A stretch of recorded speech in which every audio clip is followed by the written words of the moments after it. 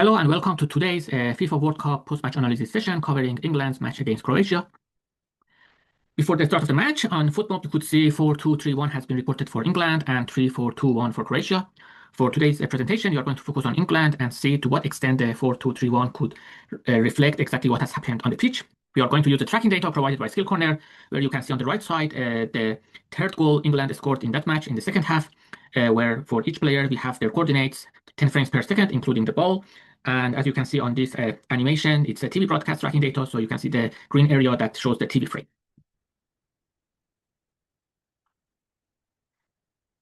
To understand what formation and structure England played in that match, we are going to use the approach presented in my PhD thesis. And let's say idea that we're going to show on this slide is from chapter 2, where for England, over the time that the match was in play, in the first half, we show the average locations of the players. And the frequent shape graphs are basically the connections between the players, as you can see here. Based on these averages, you can say that it's a kind of a 4-2-3-1. So you have the number 3, 5, 2, and 24 in the back line. Number 4 and 8 were the double pivots, where number 8 was playing more defensively than number 4, and also number 8 was to the right. Number 10 was kind of the attacking midfielder. He had the preference go to the right side, and you can see he was almost appearing on the front line. So it's something between 4-2-3-1 or 4-2-4, depending on maybe the interpretation we have here. And then number 18 was the left wing, number 20 the right wing, and Harry Kane with number 9 as a center forward. Let's see if we use phases of play in position and out of position, whether the picture changes or not. And probably you can see here that the picture kind of remains the same. In position, the team is, let's say, playing more wide. The fullbacks go up front, and out of position, they just drop. But it seems more or less the 4-2-4 picture we have here remains the same, no matter whether England had the ball or not. So right now, we want to see whether over the whole match time, this structure 4-2-4 remained the same or it changed. We are going to use a coloring scheme shown on the top left of this screen, where for each player at each moment of the match or each frame, we assign two colors from dark blue to dark red, show the vertical alignment of the player, so backline, defensive midfield, attacking midfield, and front line. And for horizontal alignment, we use colors from dark brown to dark green, left, central, right, central, and right. And these two color combinations tell you the momentary tactical position of a player of interest. For example, a dark blue in combination with a light green tells you that the player was a right center back. So we can draw a time series of the, let's say, the colors players are assigned in each effective frame of the match. And for England, you have the starting players shown on the left, the potential substitutions for each time series is shown on the right, and the x-axis is just the timeline of the match. Looking at this picture, you can say that number 24, it was, let's say, the right back, number 2 was the right center back, 5 was the left center back, and 3 was the left back. Because of the coloring scheme that we have introduced, the upper half row shows the vertical alignment and lower half row shows the horizontal alignment. Number 8 and number 4 were the double pivots. Number 8 was to the right because of the light green, as you can see in the horizontal level, and number 4 was to the left because of the light brown color. Number 10, the attacking midfielder that was really going to the front line because you can see a lot of dark red color for him, but also light green shows that he had the preference to be on the right central channel. And when it comes to the, let's say, the other 3 players on the front line, you have number 20 as a right wing, number 18 left wing, and number 9 the center forward. You can see that the dark red color and dark green color, for example, for number 20, that's why he has been identified to be on the right forward cell or position.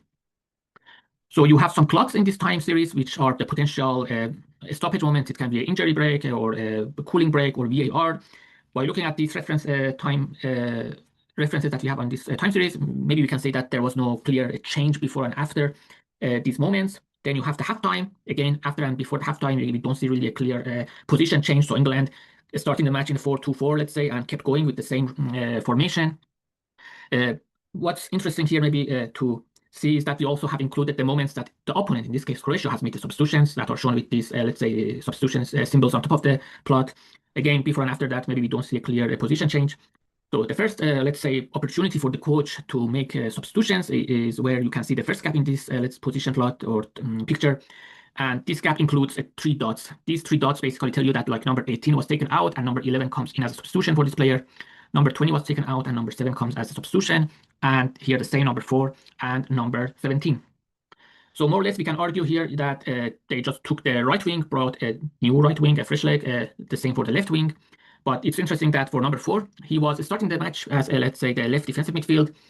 After the substitution that Croatia made, he played more in offense. As you can see, he basically, we can here argue that England changed the formation from a 4-2-3-1 or 4-2-4 to a structure that they only had one defensive midfield, in this case Anderson.